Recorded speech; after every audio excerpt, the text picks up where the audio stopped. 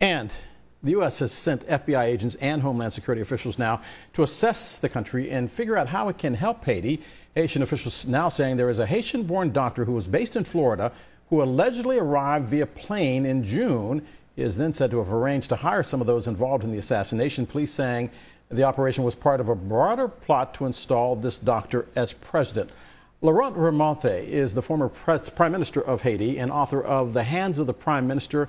He joins us now. Mr. Prime Minister, thanks for being with us. Haiti was embroiled in chaos before the assassination of Jovenel Moise. So what needs to happen in the long term and the short term for Haiti to gain some semblance of stability? Well, Haiti, we've had, basically starting with the earthquake in 2010, we never really recovered from that earthquake because that created $15 billion in damages, and Haiti barely got, in terms of reconstruction funds, barely over $1 billion. So we're missing $14 billion to fully rebuild after the earthquake. So you can see that the math doesn't add up. And when this happens, that creates problems on the short, mid to long run. And some of the problems we're seeing today. So the economy of Haiti has had a lot of problems. 40% of our GDP comes from remittance from the United States, and the economy, 75% of the economy is largely informal. So the tax base is very little. You have only about 300 companies who pay taxes in Haiti. So you can see the systemic problems that are causing some of the strife that we're seeing on the streets. It's parallel to this, and compounding the problem is the lack of political stability in the country. So and this is why President Jovenel Moise, however, Haiti has some very nice parts. I mean, you're showing the parts here that are not nice in some areas. For instance, we have some very beautiful parts as well in the rest of the country. So I just want to make sure that we balance it out. Right. So not Mr. play Prime the same Minister, narrative. is the United States the best partner in trying to figure out a future of Haiti? After the earthquake, there were Haitians who believed the United States was responsible for the earthquake. The United States denied it. And then we found out that our offshore drilling did contribute to many of the seismic problems that the island nation was having. There have been coups with U.S. fingerprints on them in the past. So how cautious are Haitians of American involvement? That evolved over the years. A few years ago, I think that was the case. Now, I think it's a little bit different in the sense of, they're more welcoming to U.S. involvement than before. There's a new generation. Right now we have the YouTuber type of generation. We have the Gen Z type, and also in Haiti. So that opened up the views. The views to Americans are much more positive today than they were in the past, where you had, different generation of politicians leading the country and different generations of people's period. Now I notice that there is a whole lot more of sympathetic thoughts for U.S. involvement in Haiti. The government has asked the U.S. government to send in security troops, to safeguard for the election. That has been reviewed and apparently, not accepted.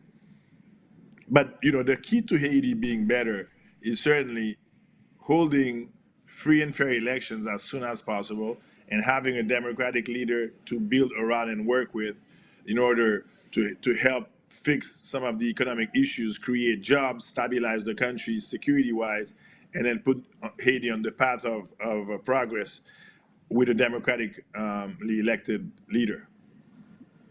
Mr. Prime Minister, I was in Haiti in the months after the earthquake, and I saw the devastation, and I also saw the beauty that you're talking about in Haiti. And what I was fascinated by more than anything was the size of the U.S. embassy there. What is the American interest in Haiti that demands an embassy, and you're smiling, that demands an embassy so large? Well, certainly, starting with, the U.S. has a lot of, vested interest in Haiti. There is 5 million Haitians living abroad, of which 2 million are living in the United States. truly the size of the complex itself, it's very big. You're absolutely right. Now, why is it that big? I have no idea, but it is huge. It's You were the huge. prime minister. Yeah, but this is a diplomatic mission, and it's something that the diplomatic missions, you cannot ask the country building why they're building it so big.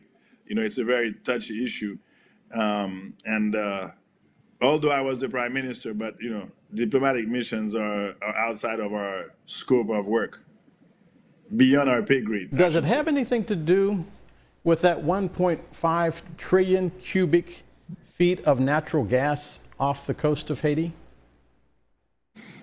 Well, that's an interesting point. It might have to do with that, but then again, I like to also own up some of the solutions to problems. So, for example, with that natural gas resource that Haiti would have, it's our job to create the right laws in order for Haiti to benefit, for the people of Haiti to benefit from that natural gas. We conducted a study with a South African company. We went to the World Bank to have the better solutions in order to exploit some of the natural resources that Haiti has.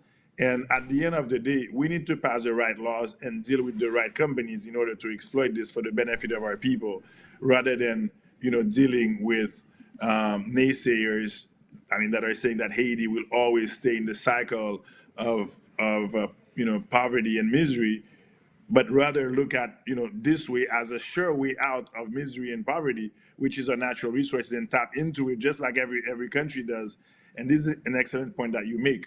But Haiti needs to make the right decisions, and in order to do so, you must have the immediate elections coming up to have a democratic elected leader in order to make those decisions that are going to be tough decisions, but ones that are going to take Haiti out of the mess that it's currently in.